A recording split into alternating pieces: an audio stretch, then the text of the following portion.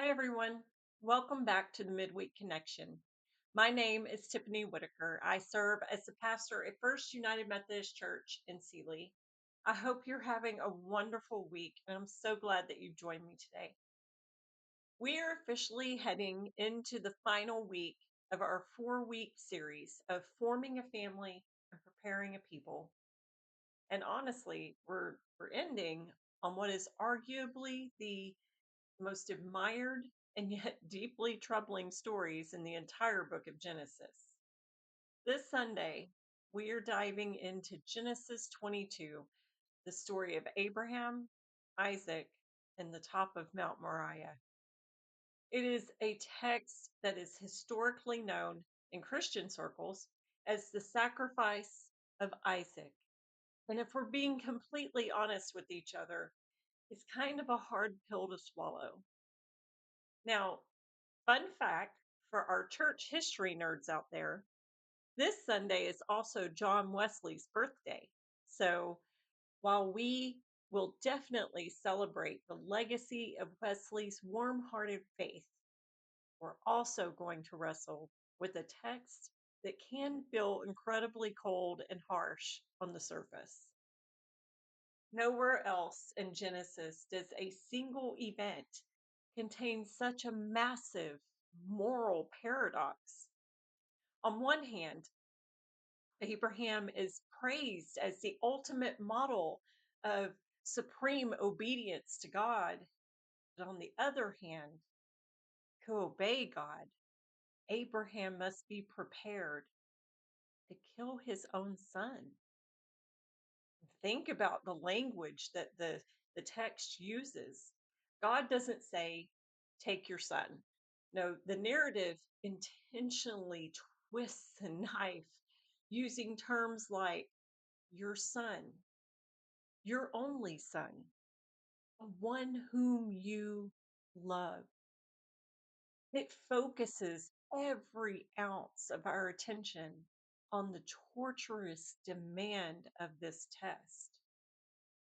And if we look closely at the text, there's a phrase that repeats at three crucial points, three heart pounding moments. It's Abraham's response, here I am. He says it first when God calls him to command the sacrifice. Says it a second time when Isaac looks to him and says, Father, where is the lamb? And he says it a third time when the messenger of God screams out from heaven to stop him. Here I am, ready, present, obedient. And as we sit here on just a typical weekday watching this, we have to ask, really, Abraham? Not one argument? Let's look at his track record, though, because frankly, he hasn't been great. Yes, 10 chapters ago, when God first called him, he did not waver. Abraham picked up, dragged his family and his wealth, and went. But in the middle, things got messy. Remember the Hagar incident? And then remember the times that he passed his wife, Sarai, off as his sister just to protect his own skin.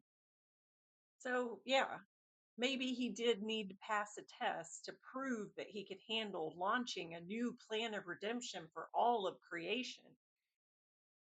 This test? This test feels incredibly harsh. Even our Jewish brothers and sisters approach this text with a degree of protective distance. While we call it the sacrifice of Isaac, the ancient rabbis have consistently called it the Akedah, which literally translates to the binding of Isaac, which is really more accurate. Isaac was bound, he wasn't sacrificed. There was this last minute reprieve. Historians debate whether maybe child sacrifice was practiced by the neighboring nations and cults back then. It certainly seems possible.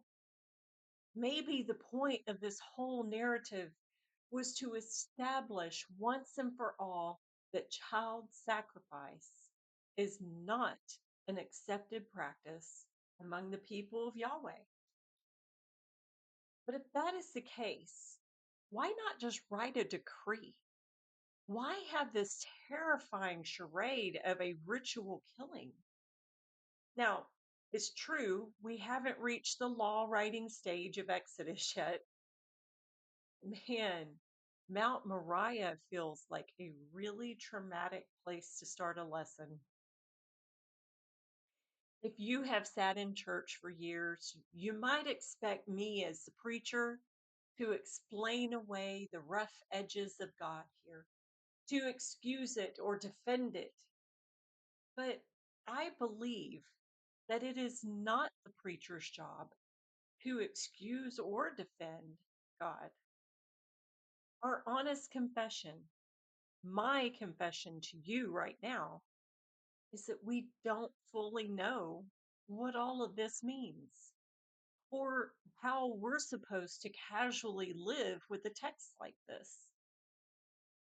God's ways are not human ways. So, what do we do? If we can set aside the questions of blame for a moment and just recognize the reality of our world, that horrifying, impossible things happen to good people on an all too regular basis, then maybe the message is simply this: God is with us in the impossible. And solutions can often be found if we take a moment to breathe and to look. In the literal Hebrew, the phrase God will provide actually translates to God will see about it. When Isaac looks at his father and asks where the animal is, animal Abraham gives that cryptic response: God will see about it. Is that supreme faith, or is it just parental evasiveness because he can't bear to tell his son the truth? But here is where the Christian lens gives us a profound, beautiful, and haunting shift in perspective. In Genesis 22, Isaac carries the heavy wood for the sacrifice on his own back up the mountain.